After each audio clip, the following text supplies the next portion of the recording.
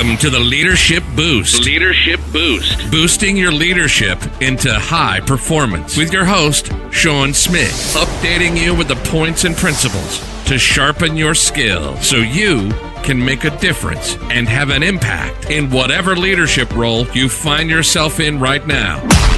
Forget the fluff and get the stuff with Sean. Good morning and welcome to December. Welcome to Monday. This is the Leadership Boost and this is your host, Sean Smith. We are talking all things, well, not all things. We're talking points and principles of leadership. Hey, in 2003, I was leading an organization. I was a pastor and I invited a leader in that I thought would actually help us to gain the leadership skills, gain the focus that we needed to develop what we needed to develop. But I didn't realize that his agenda was not my agenda or our agenda for that matter. And what basically happened was we went from living our dream to losing everything, to having no food in the house, to losing everything, and we had to refocus ourselves, reestablish ourselves. And I went on a quest to discover what it is that makes a leader good.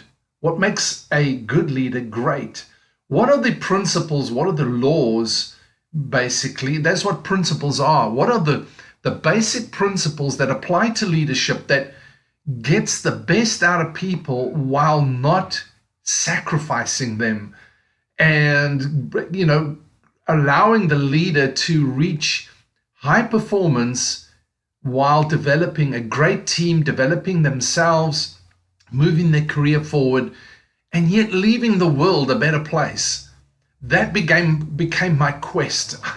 I really focused on that. I began to study that, think about it, ponder it, and I began to communicate it. So I'm basically inspiring managers, business leaders, wherever you are, whatever role you find yourself in, to develop your skills, to have more presence, more confidence, more engagement, so that you can have more impact and achieve higher performance with greater teams. That's what I'm about. One day, and this, I don't know if you've ever had that moment where it's sort of a crucial moment that you just realize, okay, this is a game changer. Everything is going to alter at this point in time. I was sitting at lunch, in fact, with this particular leader, with a few of the team that was around me, and we were sitting there and I was trying to make sense of what was actually being communicated. I couldn't understand what the agenda was. There was an agenda, but I didn't get it. I didn't understand it. It wasn't being clearly communicated. And I was becoming more and more suspicious and more distrustful of what the actual agenda was. Because it wasn't communicated. It wasn't maturely being sat down and communicated, this is what it's about. And at that lunch, I put my head in my hands and I just said, I don't understand. And this man turned to me, gritting his teeth, and with a hiss through his gritted teeth said, you need to comply. You need to submit. You need to come in line.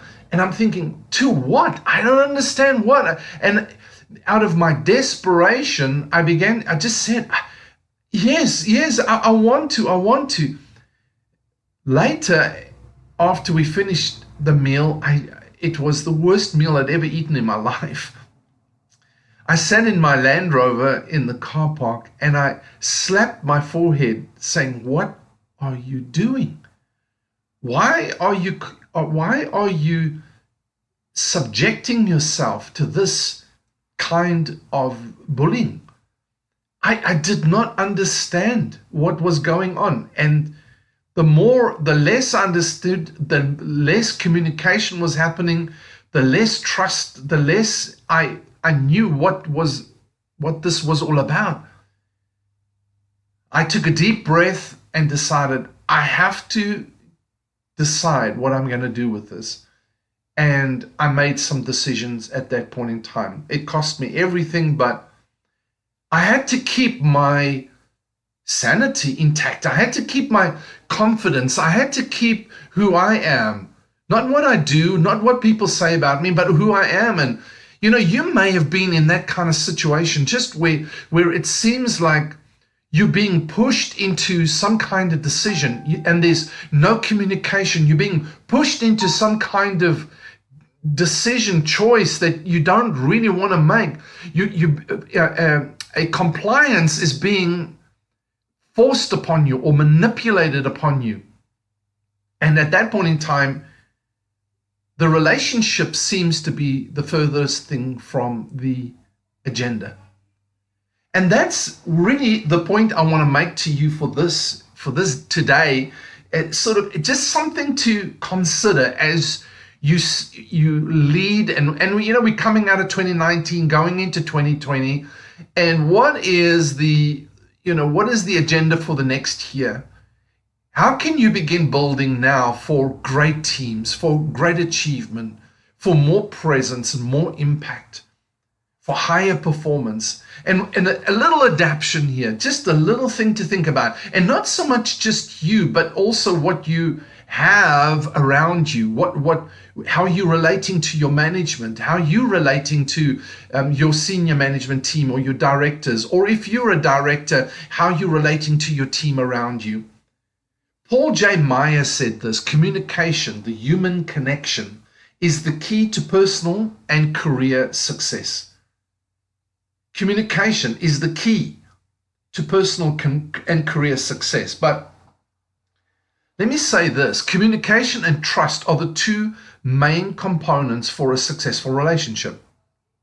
You've got to have communication and you have to have trust to develop and grow and conduct a successful relationship. But on the other end of the flip side of the same coin is that the crucial component in any communication is the relationship. Massive hurdles can develop in the communication process due to poor interpersonal relations.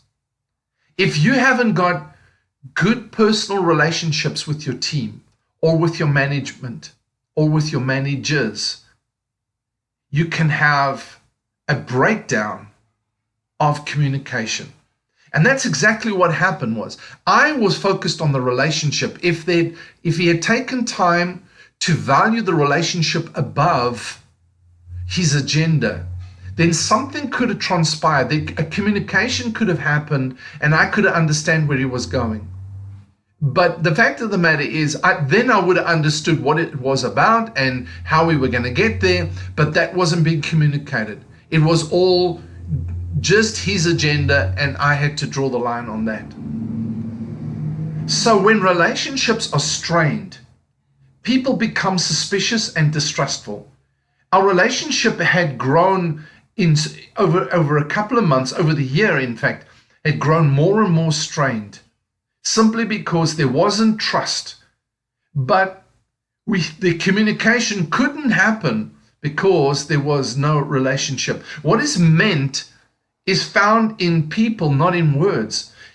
So you can communicate, you can say as much words as you like, you can write, you can communicate whole books, but the meaning will be lost in the lack of confidence and in the lack of trust.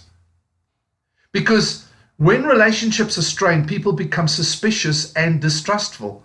What is meant to be, what is meant in the communication is found in people, not in words. So when there isn't an engaging relationship, it doesn't matter what you say, it can and will be misconstrued. It will be misunderstood. Hence, one of the foundational elements and one of the crisis points of within HR, within organizations right around the world, globally right now, is how to engage your team, how to engage your employees. When there is congruence and synergy in the relationship, when there's authentic engagement, you nearly communicate without using words. You're able to communicate meaning and understanding. The key component to effective communication is, in fact, the relationship. The one-on-one engagement builds trust and confidence. They know you have their best interests at heart, and you are prepared to be focused on their anxieties, their doubts, their fears, their interests, their aspirations, and their needs. They know they can trust you to be totally present with them. You make them the agenda and put their interests and their feelings above your own. So now you are prepared to be they are prepared to be influenced by you. We need to work on that congruence and synergy in the relationship. That takes engaging. You can't change something you don't engage. You can't influence you can't change something you don't influence, and you can't influence something you don't engage. The 3E strategy for me is engage, equip, and empower. You can't empower something you haven't equipped someone, rather I should say. You can't empower someone you haven't equipped, and you can't equip them unless you engage them. And all through that process is communication. Communication, that human connection, is one of the main components for successful relationship building. But for successful communication to happen, there has to be a relationship, because you've engaged the person one-on-one. How about having a discussion with each of you, member of your team? How about engaging your fellow managers, your associates? How about having a one-on-one discussion, an interaction, an engaging interaction with your client or your customer? How about just sitting down and talking to your manager? How about you taking the initiative to engage them? And maybe it might even be your spouse, your teenager, your child, and allow them to express their aspirations, their goals, what interests them, without interruption, without condemnation, without criticism, without you trying to force and impose an agenda at that point in time. Allow them to express who they are and what their feelings are, as you subject and subordinate your own feelings to theirs. I came away from that conversation realizing that the relationship meant nothing. It was all about this man pushing an agenda through, and it would come at any price. Well, it did. The price was me. The price was what I'd spent 15 years building. The price was all the relationships that I had built. Simply because his agenda was more important than the relationship.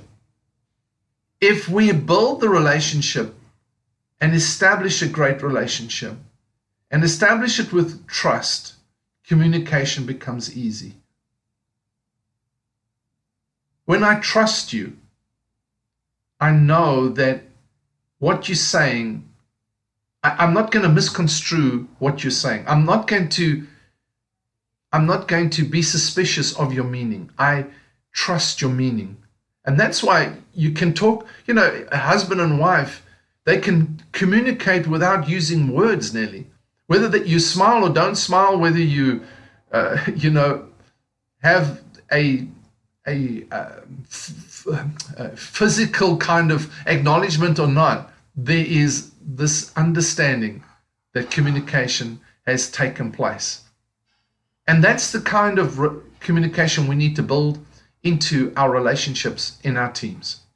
All right, so that's just the thought I want to leave with you today. Always keep the relationship, value the relationship, treasure the relationship, build good relationships. It becomes a lot easier to communicate. Even when you make mistakes in how you're communicating, they know your meaning because you have engaged them at a personal level. They trust you. All right, so thank you for being with me again today. This is Sean saying over and out. Hey, and we'll see you tomorrow.